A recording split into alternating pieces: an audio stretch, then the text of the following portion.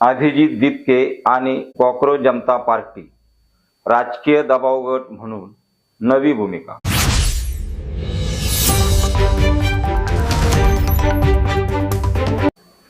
नमस्कार, मी रमेशचंद्र बागुल आणि आपण पाहत आहात सार्वजनिक वार्ता. मित्रांनो, राजकारण म्हटलं की आपल्या डोळ्यासमोर काय येतं? निवडणुका, पक्ष, उमेदवार आणि सत्ता. पण आज आपण अशा एका वेगळ्या राजकीय भूमिकेबद्दल बोलणार आहोत, ज्यामध्ये निवडणूक लढवायची नाही, सत्ता मिळवायची नाही, पण सरकारच्या निर्णयावर जनतेच्या प्रश्नासाठी दबाव निर्माण करायचा आहे. अभिजित दिपके आणि कॉक्रोच जनता पार्टी म्हणजेच CJP यांनी दबाव गट म्हणून काम करण्याची भूमिका घेतल्याची चर्चा आहे. पण हा दबाव गट म्हणजे नेमकं काय आणि निवडणूक न लढवता सरकारवर दबाव कसा आणता येतो? चला सोप्या भाषेत समजून घेऊया. दबाव गट म्हणजे काय? दबाव गट म्हणजे असा समूह किंवा संघटना जी स्वतः निवडणूक लढवून सत्ता मिळवण्याऐवजी सरकारच्या निर्णयावर प्रभाव टाकण्याचा प्रयत्न करते. उदाहरण सोपे आहे.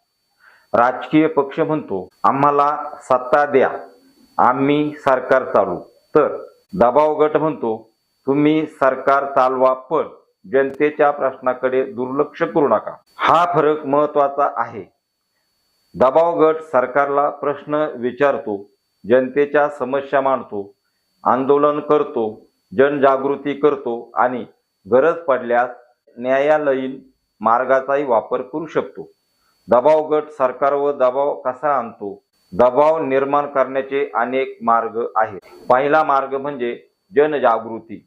सोशल मीडिया, सभा आणि माध्यमाच्या माध्यमातून एखादा प्रश्न लोकांपर्यंत पोहोचवला जातो. दुसरा मार्ग म्हणजे आंदोलन, मोर्चे, निदर्शने, उपोषण किंवा शांततामय आंदोलनाच्या माध्यमातून सरकारचे लक्ष वेधले जाते.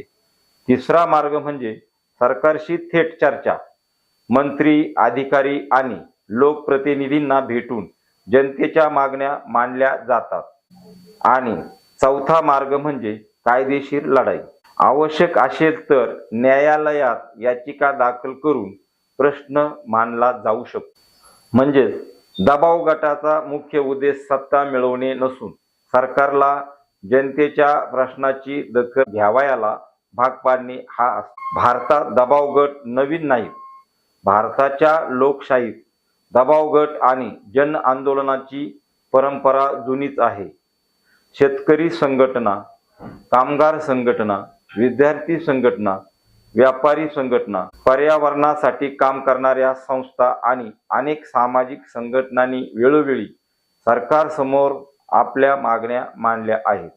चिपको आंदोलन असो किंवा नर्मदा बचाव आंदोलन असो, अनेक जन आंदोलनांनी सरकारच्या धोरणावर प्रश्न उपस्थित केले. म्हणून लोकशाहीमध्ये सरकार आणि विरोधी पक्षाबरोबरच जागरूक नागरिक आणि संघटनाची भूमिकाही महत्वाची असते. आता प्रश्न, कॉक्रोच जनता पार्टी काय करणार? अभिजित दिपके यांच्या नेतृत्वाखालील कॉक्रोच जनता पार्टी जर खरोखरच निवडणुकीपासून दूर राहून दबाव गट म्हणून काम करणार असेल तर त्यांच्या समोर मोठे काम आहे. शिक्षण व्यवस्था, विद्यार्थ्यांचे प्रश्न, बेरोजगारी, तरुणांचे आर्थिक प्रश्न, परीक्षेतील पारदर्शकता, शैक्षणिक शुल्क आणि इतर जनहिताचे प्रश्न या विषयावर सरकारला प्रश्न विचारणे आणि जनतेचा आवाज सरकारपर्यंत पोहोचवणे ही त्यांची प्रमुख भूमिका असू शकते. तसेच त्या बोलती पब्लिक सारख्या जनसंवाद मोहिमेद्वारे नागरिकांशी थेट संवाद साधण्याचा प्रयत्न केला जाणार असल्याचे सांगितले जात आहे. कॉक्रोच जनता पार्टी दबाव गट म्हणून यशस्वी होईल का, याचे उत्तर आजच निश्चितपणे देता येणार नाही. कारण दबाव गटासाठी केवळ मोठी सदस्य संख्या पुरेशी नसते. त्यासाठी लागतो सततचा जनसंपर्क, संघटन शक्ती, स्पष्ट भूमिका, शांततामय आंदोलन आणि जनतेचा विश्वास. सुरुवातीला एखाद्या मुद्द्यावर मोठा प्रतिसाद मिळणे सोपे असू शकते, पण अनेक वर्ष सातत्याने जनतेचे प्रश्न मांडणे हे मोठे आव्हान असते. कॉंग्रेस जनता पार्टी समोरही हेच आव्हान असणार आहे. या भूमिकेचा फायदा काय? जर एखादी संघटना निवडणूक न लढवता जनतेच्या प्रश्नावर सातत्याने काम करत असेल तर ती सरकारवर आणि सर्व राजकीय पक्षावर प्रश्न उपस्थित करू शकते. तुमचा पक्ष कोणता यापेक्षा तुमची भूमिका जनतेच्या प्रश्नावर काय आहे हा प्रश्न महत्त्वाचा ठरू शकतो. मात्र दबाव गटाने कोणत्याही राजकीय पक्षाचा अप्रत्यक्ष प्रचार न करता सर्व पक्षांना समान निकषाने प्रश्न विचारणे आवश्यक आहे.